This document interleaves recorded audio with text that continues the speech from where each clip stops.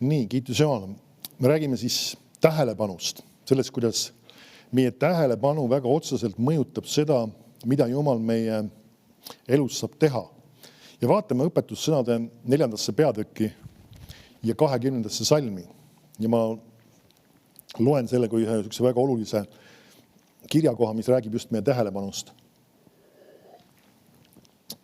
Õpetussõnade 4.20 ütleb: mu poeg, pane tähele mu sõnu.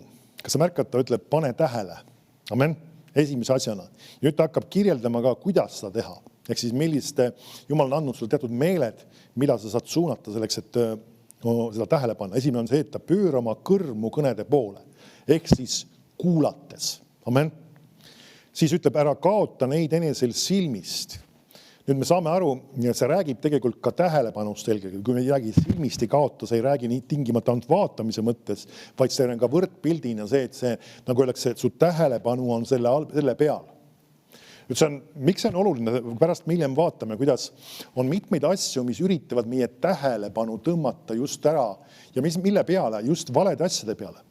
Et meil on vaja lahendust ja kui me räägime tervenemisest, me näeme Jumala sõnast tervenemist, mida Jumal tahab meile anda ja meie tähelepanu üritatakse tõmmata kogu aeg selle, et ma olen ju nii haige ja mul on nii raske ja see on nii hirmus haigus ja arst ütles seda ja edasi ja inimeste tähelepanu läheb selle peale. Ja see võib olla see sama põhjus sageli, mis inimesed tegelikult ongi isegi haiged. See, et nende tähelepanu on just selle haiguse peal rohkem kui Jumala sõna peal, mis on tõotamas neile tervenemist. Keith Moore on kunagi ühte lugu rääkinud. Kuna mul endal ei ole sellist situatsiooni olnud, siis ma saan tema lugu kasutama. Ta oli aastaid tagasi õpetamas tervenduskoolis Kenneth Hagini teenistuses. Ja ta õpetas seal päris mitmeid kordi seal tervenduskoolis. Ja neil oli pandud selline reegel isegi seal paika. Meil ei ole seda nii jäigalt teinud, aga et neil, kuna tervenduskoolis nad tegelesid inimestega, kes on haiged ja seal võisid olla ka koosolekudel need inimesed, kes olid tõesti mingil kombel siis haiged ja diagnoositud haiged, mitte lihtsalt põnevuse pärast kuulamas või nende saatjad, kui neil oli lausa vaja, ütleme saatjat lausast. Mõni inimene oli nii haige lihtsalt. Aga nende jaoks oli see nii-öelda reserveeritud kogu see koosolek aeg. Ja Jumal vaim näitas talle ühe nägemuse ennem koosolekut, kui ta oli palvetamas. Ja Jumal näitas talle, kuidas need inimesed nagu olid just kui piltlikult nagu hoidmas kinni nagu midagi. Ja siis nagu tal tekkis küsimus, et mis asja nad kinni hoiavad. Ja ütles, et nad hoiavad oma haigusi kinni. Mismoodi nad hoiavad oma haigusi kinni? Sellega, et nende tähelepanu on kogu aeg nende haiguste peal. Ja see on väga oluline asi, miks pärast inimesed vahest on teatud probleemides, kuna nende mõtetes ja nende tähelepanu all on kogu aeg nende haiguse suurus, raskus, keerukus ja mida arst diagnoosis. Arst ütleb kellegi inimesele mingisuguse diagnoosi, mis on inimese esimene reaktsioon, siis ta hakkab uurima, tänapäeval internetist välja uurima, mis see haigus nüüd täpselt tähendab ja missugused on need sümptomid ja mismoodi inimesed on seda läbi põdenud ja kuidas sellega on juhtunud ja missugused on need võimalikud ravid ja missugused on võib-olla need teised vahendid ja võimalused veel selle ravimiseks ja mida iganes. Nüüd, ma ei ütle, et arstiteaduse kasutamine on vale ja ma ei ütle, et ka ravimite kasutamine on otsast lõpuni vale. Me ei peaks seda mõtlema, aga iva on selles, kui me tahame, et Jumal meid võiks tervendada, siis me tähelepanu ei saa kogu aeg olla selle peale ainult, mida nii-öelda arst ütles ja missugune see haigus on ja edasi. Eriti veel ka, kui sa just loed selliseid ka inimeste negatiivseid lugusid. Kuidas keegi põdes seda sellist haigust ja tal olid sellised valud ja sellised probleemid ja kuidas siis sellel võib-olla oli mis iganes põlvkondade kaupa seal samasugune haigus ja kuidas võib-olla mõned neist surid isegi noorelt ja edasi. See ei ole see, mida sul on vaja. Või vahetevahel mõned ütlevad, et on veel olemas veel teatud tüüpi haigusi põdevate inimeste seltsid. Nüüd ma ei taha neid inimesi nagu halvustada või selles mõttes midagi öelda nende kohta. Nad tahavad kuidagi nagu öeldakse saada lohutust ja abi kuidagi. Aga tegelikult sina kristlasena ei saa sellisesse seltskonda minna, eriti kui see on tegemist uskmatute inimestega, kes hakkavad sulle õhutama seda, kui raske see haigus on ja kui jube see haigus on ja ega sa tuleb lihtsalt kogu elu sellega kuidagi hakkama saada. Ja kui sa sellist tüüpi asju käid pidevalt regulaarselt kuulamas ja käid selliste inimestega läbi ja need on sinu sõbrad ja need on kogu aeg sinuga koos, nende mõttelaad ja nende juhtumised, sinu tähelepanu ongi selle haiguse peal ja sa ei tule sellest välja. Sellepärast sul on vaja neid inimesi, kes ütlevad, et sellistest haigustest saadakse terveks. Ja see on Jumala tahe sinu jaoks, et saaksid sellest terveks. Isegi kui arst ütleb, et see on ravimatu ja isegi kui see inimene räägib seda, et ta üritati teha ja midagi ei saanud tulemusi ja see ütles, et see suri noorelt ja mis iganes. Aga sina loed Jumala sõnast ja Jumala sõna ütleb, et Jumal tahab mind terveks teha. Sellepärast sul on vaja sellist tüüpi inimesi ja sellist tüüpi tähelepanu just, et sa saad oma tähelepanu selle haiguse pealt, kuhu Jumala sõna peale. Amen. Seesama just, et sa võtad selle sõna ja ei kaota seda sõna enesel silmist ja hoiad seda oma südames. Sest need on eluks selle, kes need leiab ja terviseks ehk ravimiks koguda ihule. Ja nüüd, kas sa märkad, ütleb, hoia oma südant enam kui kõike muud, mida tuleb hoida. Sellest lähtub elu. Kas sa märkad, ta räägib, et südant tuleb hoida. Nüüd mõni mõtleb, et me peame, kas me südame peast peame hoolitsema, et südamehaigused ei tuleks. Ei, ta ei räägi sellest füüsilisest südamest. Ta räägib sinu sisemisest inimesest ja sinu nii-öelda vaimsest südamest. Ja siis ta ütleb, mida ta hakkab ütlema, saada enesest ära valelik suu, hoidu huulte väärulisest. Oodus ütleb, et no valetada ei tohi. Valelik suu ei ole ainult valetamine lihtsalt mingisuguse asja suhtes. Valelik suu on ka see, kui sa ei räägi neid asju, mida Jumala sõna ütleb. Kui sa kogu aeg korrutad seda, et ma olen kogu aeg haige ja ma ei saagi kunagi terveks ja ei tea, kas üldse sellest asjast saadaksegi terveks ja edasi. See on valelik suu. Sest Jumala sõna ütleb teistmoodi. Tema tahab kõiki haigeid terveks teha ja sellest saadakse terveks. Ja kui isegi sa ei ole kuskil kuulnud seda tunnistust, siis sinul on aeg see tunnistus tekitada. Amen. Su silmad vaadaku otse ja su pilk olgu suunatud ettepoole, pane tähele oma jala suunda, siis on kõik su teed kindlad, ära kaldu paremale ega vasakule, hoia oma jalga kurjast. Me näeme, kuidas ta räägib sinu südame hoidmisest ja see on ka seotud elustiilidega, mõttelaadiga ja hoiakutega. Amen. Nüüd lähme mõne huvitava loo juurde Piiblis. Ja lähme 1. Saamuni 17.4. Üks tuntud lugu, aga vaatame natuke seda just selle sama tähelepanu kontekstis.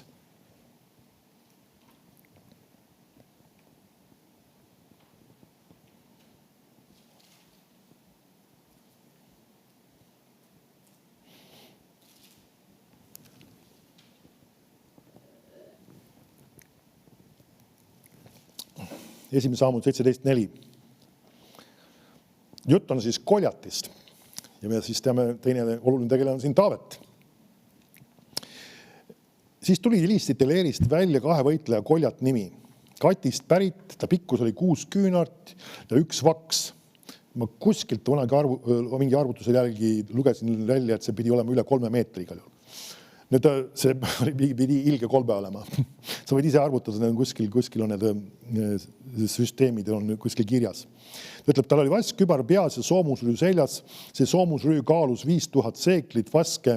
Ta jalgadel olid vasksed säärekilbid ja tal oli vaskkoda õlal.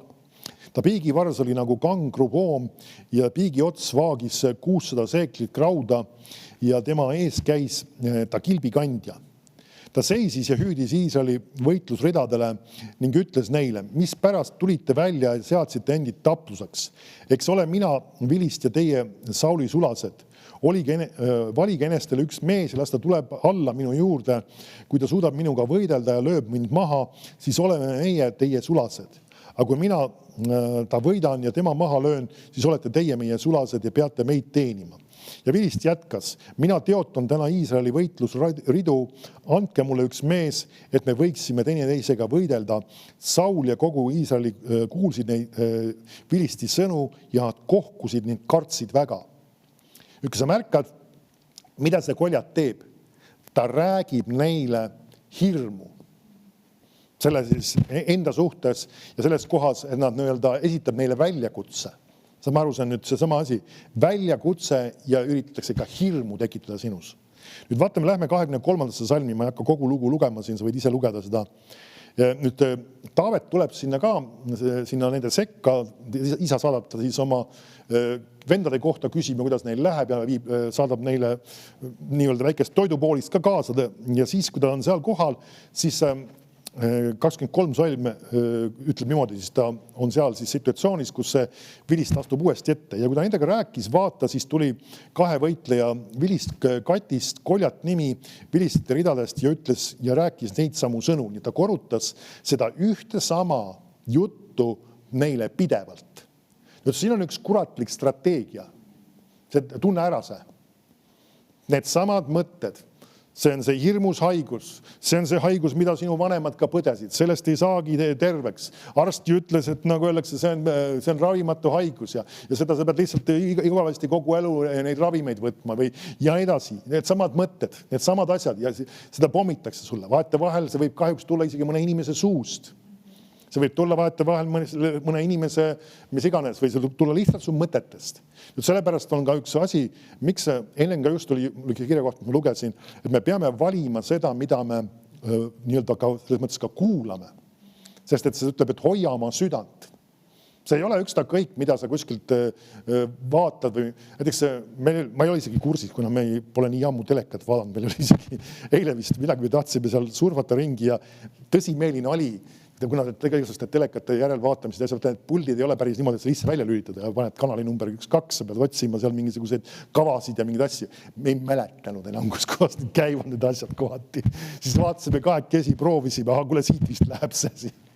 Et nagu me pole nii ammu lihtsalt vaadanud telekast asju, me vaatame YouTube'i kaudu jutlusi sageli küll televiisori ekraanilt, aga lihtsalt, nüüd ma ei ütle seda, et sa tegid hirsat pattu, kui sa vahest televiisorit vaatad, aga on mõningaid asju, mis sa pead valima, midagi sa ei saa toituda. Ja näiteks ma toon selle siia vahele, see ei tee paha.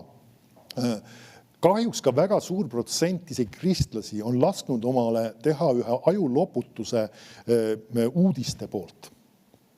Ma räägin siis täiesti tavalistest klassikalistest uudistest. Ja mismoodi see välja on? Saame aru, kahjuks meie uudised on kallutatud. Nad on ka isegi Eesti meie kontekstis on väga liberaalse mentaliteediga.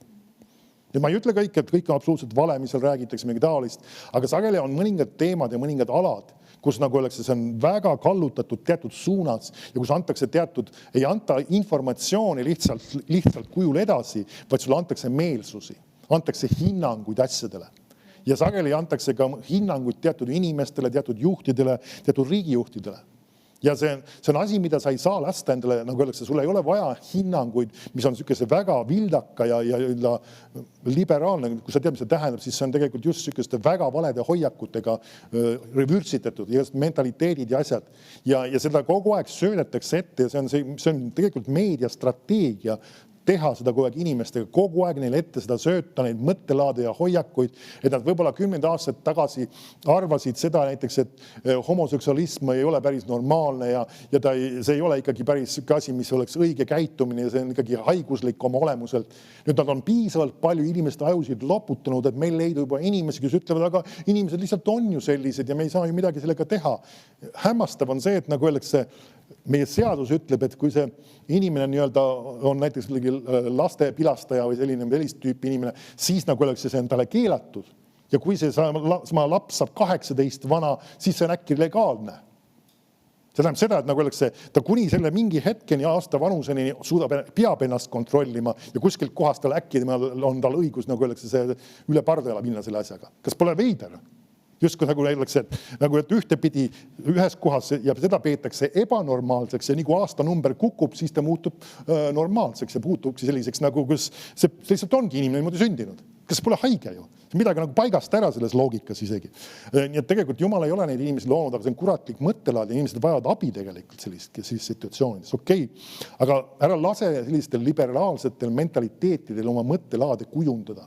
Sellepärast sa pead valima, mida sa vaatad, mida sa loed ja sellepärast ka on tark isegi ka uudiste koha pealt mitte ainult lugeda ühte tüüpi kanalist asju, niisugustest just meie liberaalsetest ja niisuguste vägagi ühte suunas kallutatud informatsiooni, vaid et sul on ka teist tüüpi informatsioon, mis on, nagu öeldakse, teise külje pealt räägib asjadest ja kus ei ole sellist tüüpi kallutamist. Ja ma ei ütle, et kõikil on ideaalne, sa pead järgima oma südant alati, sest saame aru ka mõningad teist tüüpi kanalid vahest on nagu teistpidi nagu liiga üle parda. Nii et sul püha vaim peab olema see, kes annab sulle nii-öelda teadmise, kui sul on vaja mingit infot.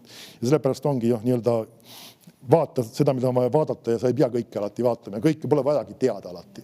Sest et ega vahest selle infoga pole millagi peale hakata. Okei, lähme tagasi nüüd siia. Niisiis me näeme see Koljat astub esile ja räägib sellele uuesti selle jutu ja kui Iisraeli mehed 24 salm nägid seda meest, siis nad põgenesid kõik tema eest ja kartsid väga. Ja üks Iisraeli mees ütles, kas te näete seda meest, kes ütleb, näete seda meest, kes üles tuleb, okei. Ta tuleb muidugi Iisraeli teotama, aga selle mehe, kes lööb tema maha, lubab kuningas teha väga rikkaks. Ta annab temale oma tütre ning vabastab maksust ja ta isakoja Iisraelis. Ja Taavet küsis meestelt, kes seisid ta juures öeldes, mida saab see mees, kes lööb selle vilisti maha ja kustutab teotuse Iisraeli pealt. Nüüd mõni võiks küsida, kuule, kas sa ei kuulnud seda või? Et siin ongi üks oluline asi. Ta saab aru, mida tal on vaja kuulda. Rääkige mulle veel kord seda. Ja mida asja? Seda sama tasu. Seda, mis ta saab, kui ta sellega hakkama saab. Ja vaata, ma loen edasi. See ütleb, et sest kes on see ümber lõikamata vilist, et ta teotab elava Jumala väe hulki. Ja rahvas rääkis temale, mis oli kõneldud ja ütles, mida saab see mees, kes lööb selle maha. Nii ta kuuleb seda veel kord. Aga Eliab, tema vanem vend, kuulis, kui ta meestega rääkis ja Eliab viha süttis põlema Taaveti vastu ja ütles, mis pärast sa tulid siia ja kelle juurde sa jätsid selle väikese karja sinna kõrbe. Ma tunnen küll su ülbust ja su südame kurjust ja sa tulid muidugi selleks, et näha taplust. Nüüd, aga Taavet vastas, mis ma siis nüüd olen teinud, eks see olnud ju ainult kõnelus. Nüüd, siis ta ütleb, siis ta pöördus tema juurest ühe teise poole ja küsis seda sama. Ja mõni küsib, et kas sa ei saanud aru, mis sulle enne öeldi või? Ei, see ongi see, sul on vaja kuulda. Sul on vaja kuulda seda võitu, seda eesmärki, seda, mida sõna ütleb sulle. Mitte seda sama Koljati hirmutust. Amen. Ja sul on vaja seda just, seesama Taavet toidab sellega tegelikult oma usku. Ja seda sama visiooni ja seda sama potentsiaali, et nagu öeldakse, ma võin selle olukorra võita koos Jumalaga. Ja näha seda tasu, mis mulle antakse. Jumal ei ole mingit probleemi sellele, et sinu on tasu silme ees, et sa saad sellest tasu kasutades tema väge tegelikult selle jaoks. Kas pole nii? Ja siis jällegi ta ütleb, et küsis seda sama ja rahvas vastas tema nagu varem oli kõnet. Tähendab seda, et ta tuleb juba 3. korda vähemalt seda sama ühte sama asja. Nüüd ehk siis ta on kuulnud, ma ei tea mitu korda, ühe korra vist kuulis, mis Koljat rääkis, ehk seda hirmusõnumit ja kuulis 3 korda seda, missuguse võidu ta võib saada või missuguse tasu ta võib sellest saada. Amen. Nüüd sa räägid ka sellest, et sul on vaja kordi ja kordi rohkem kuulda seda, mida Jumala sõna ütleb selle asja kohta, mis sinul on probleemiks. Kui seda kuulda, kui raske sinu probleem on ja kui keeruline ja kuivõrd nii-öelda problemaatiline see olukord on. Ja see on see sageli, mis on inimestel ongi. Nad on nii mõtetega hõivatud selle haiguse ümber. Nad ärkavad hommikul üles ja ma saan aru, inimestel on vaja sümptomid ja sul on vaja nendega nii-öelda praktika mõttes mingil moel hakkama saada isegi. Ja inimesed võib-olla kasutavad erinevad ravimid ja see, ma ei ütle, et see vale on. Aga saad aru, kogu see mõte on selle peal. Ma ju tunnen seda valu ja seda sama need sümptomid. Ei, teadlikult pööra oma mõtted selle Jumala sõna. Kui on sul isegi ravim määratud, võta see ravim sisse, ütle, isa, ma tänan sind, see teeb oma töö ja ma usun, et sellega ei ole neid nii-öelda kõrvalmõjusid, aga nüüd, mida keskendu sõnale? Mida sõna on ütelnud selle kohta? Sõna on ütelnud, et Jumal on minu ravija. Mida sõna on ütelnud selle kohta, et kuulda seda, mis sõna ütleb, mitte kuulda seda, mida kurat on ütlemas, mida olukord on rääkimas. Ja see on väga oluline, see on seesama, millega võitlus käib, sinu tähelepanuga käib võitlus. Sest me näeme kohe, mis siin juhtub tegelikult. Sest et mis oli juhtunud nende sõjameestega seal ennem? Nad kuulevad seda Koljati sõnumit sellest, et vaata, kui tema suur on ja nii-öelda kõik löön maha ja tulge ja võidelge minuga ja nad kuulevad seda hirmu ja negatiivset sõnumit ja see ütleb, ja nad kartsid. Ja nad kuulevad seda ja Koljatsi strateegia, ta kirjeldab seda just mitmes kohas siin ka, et ta tegi seda pidevalt. Iga päev tuli välja ja jällegi, mida ta rääkis? Hirmu. Hirmu. Ja sulle pakutakse ka, eriti kui sinu sümptomid või sinu haigus on mingis mõttes, on see siis tõsisem või väiksem, siis kurat pakub ka sulle seda. Sa ärkad hommikul üles ja tuleb kohe sama mõte, aga sul on see sama haigus ja sul on sellised valud ja sellised asjad ja mis iganes ja kuni selle tasemeni, kus sul on lihtsalt mingid väiksed valukesed ja juba kohe on nii-öelda mõte, et äkki see on vähk ja äkki see on see, et ma ei tea, mul on võib-olla paar nädalat veel jäänud ja mida iganes. Kuni sükeste tasemeni vahest, et see hirm nagu totaalselt suureks keerata. Üks väike praktiline asi ka veel selle juures. Kui sul isegi on mingisuguse haiguse sümptomid, vahest inimesed ütlevad, ma olen usuinimene, ma lihtsalt eiran seda. See ei ole vale minna arsti juurde ja saada selge sujuline diagnoos ja nii-öelda määratleda, kus kohas, mis asi, mis täpselt see on, see haigus. Ja nüüd see sama edasine strateegia on see, mis sa saad Jumala käest. Kas sa pead kasutama ravimeid või kas sa võtad oma usu, aga iva on sellest sageli see teadmine tõmbab sinu jaoks maha terve hulga võimalusi hirmudeks ja kuradi valedeks. See, et see on sul see teine, kolmas valu ja sul on mingisugune 100 häda, tegelikult see on lihtsalt üks väike probleem, mis vajaks võib-olla ainult väikest korrigeerimist. Ja see on võib-olla mingisugune väiksem probleem, võib-olla on veres mingisugust ainete puudujääk ja see on tekitanud su väsimuse ja kurnatuse ja mis iganes ja sa saad need asjad tasakaalu ja probleem on kadunud. Et selles mõttes see ei ole üldse vale ja me ei pea vältima seda, et ma ei lähe parem arsti juurde selle asjaga. Äkki sa just peaksid minema. Saad pildi, saad teada, mis seis on, tegeled selle asjaga ja nüüd võtad strateegia Jumala käest, võtad ennast, toidad Jumala sõnaga ja saad võidu selle asja üle. Aga see on tarkus tegelikult just, et me ei üritaks pimeduses istuda. Et selles mõttes vahest kristlased mõtlevad, et ma olen usuinimene, ma ei taha sinna arsti juurde minna. Kui sul spetsiaalselt tõesti Jumala ei ütlenud, sul pole vaja sinna minna, see on sinu enda isiklik asi. Aga teatud kontekstis see ei ole üldse vale seda teha, et saada see tarkus. Okei, lähme tagasi nüüd siia. Siis Saulile räägitakse sellest, mis siin Taavet on nagu öelnud. 31 salm. Ja kui neid sõnu kuulis, mis Taavet rääkis, jutustasid neist Saulile ja ta laskis tema tuua. Ja Taavet ütles Saulile, ärgu lasku keegi tema pärast oma julgust langeda. Kas sa märkad, ta tegeleb kohe sellega, et seiske sellele hirmule vastu. See on ka üks asi, kui sinu haigusega koos tõuseb üles sinus hirm. Sul tuleb sellele vastu seista. See on vaim. Piibel ütleb, et Jumal ei ole andnud meile hirmu vaimu. See on konkreetne vaim ja sa pead kasutama meelevalda, mismoodi sa seisad selle vastu, öeldes seda, mida Jumal on ütelnud selle asja kohta. Amen.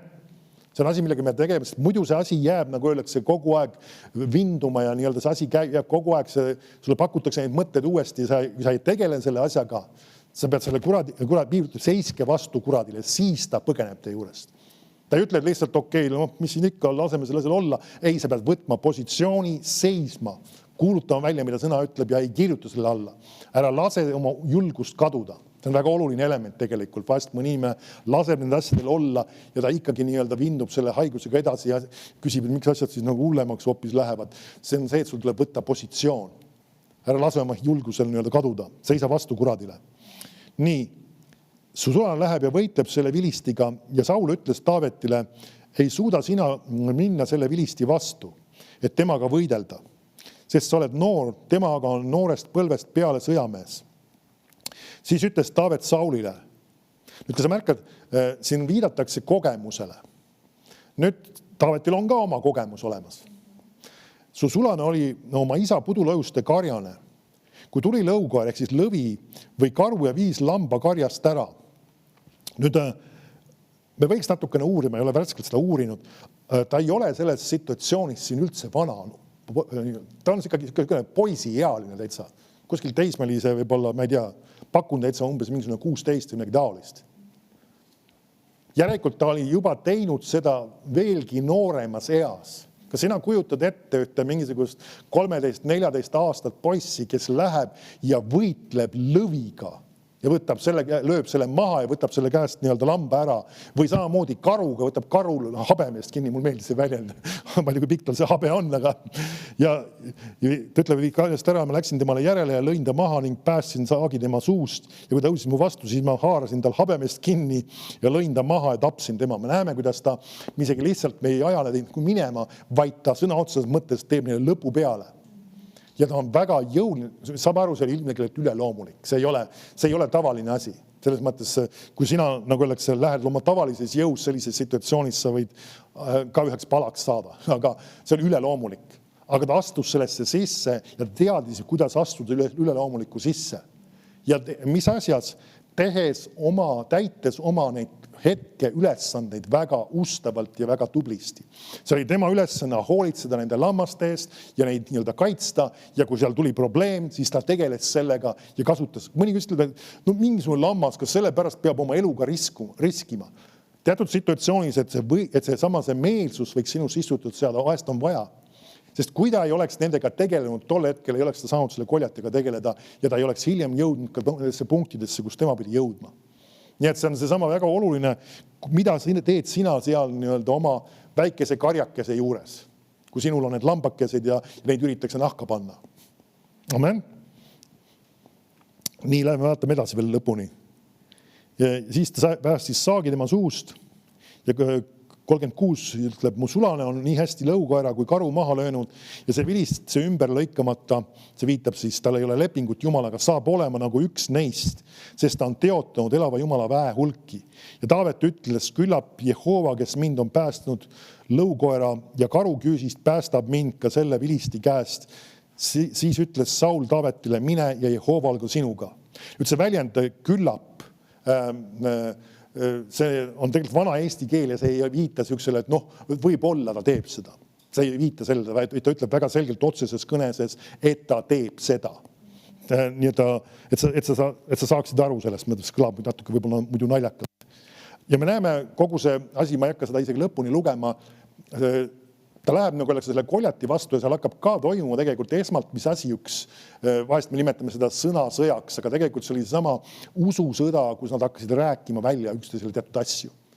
Ja Taavet hakkas rääkima just seda välja, mida ta saab tegema ja mida Jumal on talle andnud selles konkreetses situatsioonis. Ja mis asi see oli? See hakkas peale just sellest samast asjast. Miks tema oli võimeline selle mehe võitma? Sellepärast, et ta pööras oma tähelepanu õigesse kohta. Ja saame aru, siin oli mitmeid teisi elemente ka veel, aga see oli üks oluline element. Nemad kõik, kes need sõjamehed olid, nemad pöörasid oma tähelepanu selle hirmu sõnumile. Ja nende tähelepanu oli selle peal ja see tõmbas nad nii-öelda julgusest ja kindlusest tühjaks ja nad olid kõik hirmu all ja kartuses. Ja isegi Saul, kes oli kuninga positsioonis, ka tema kartis teda. Ja ta ei teinud nagu öeldakse midagi selles situatsioonis ja ta olid täiesti nagu öeldakse sellises patiseisus seal lihtsalt ootamas, mis nüüd saab või mis nüüd juhtub ja lihtsalt kuulasid seda hirmu sõnumit päevast päeva. Ja see asi midagi ei liikunud edasi ja nüüd me näeme, kuidas Taavet tuleb ja sekkub sellesse olukorra, kuulab seda, mida Jumal on ütlemas, kuulab seda küll negatiivset sõnumit, aga nüüd ta tahab kuulda seda Jumala poolt antud seda visiooni või eesmärki ja nüüd tal on üks teine sõnum öelda. Ja ta saab selle võidu. Üleloomulikult muidugi. Nüüd see on samamoodi, sa küsid, et mis seos on sellel meil tervenemisega. See on see sama, mida sina tähele paned. Kui sina paned tähele Jumala sõna ja hoiad sellest kinni ja otsustad selle suunas liikuda, sa saad võidu ka selles olukorras. Nüüd see hakkab just väga oluliselt peale sellega, kus on sinu tähelepanu. Amen. Kiitus Jumalale. Palvetame siin veel lõpus lihtsalt. Isa, ma tänan sind, et sinu sõna on olnud meile ehituseks, julgustuseks ja kinnituseks. Isa, et me võiksime näha võite, läbimurranguid ja muutusi ka olukordades, mis on tekkinud meie vastu. Isa, palun ka inimeste eest, kes on mingis situatsioonis või kunagi isegi satuvad silmitsi väga tõsiste situatsioonidega. Isa, et need sõnad tulevad neile meelde, et nad pööravad oma tähelepanu nendelt negatiivsetelt sõnumitelt, nendelt hirmu sõnumitest sinu sõnumi peale, sinu sõna peale ja ütlevad, et see sünnib, mis sinu sõna ütleb. Ja kurat on valetaja ja käsime, et nad käsivad ka sellel hirmul kaduda lihtsalt. Ja isa, ma tänan sind läbimurrangute, muutuste ja imede eest, mis saavad sündima inimeste eludes. Tänu sulle, isa, selle eest Jeesuse nimel, mis sa teed. Amen ja amen.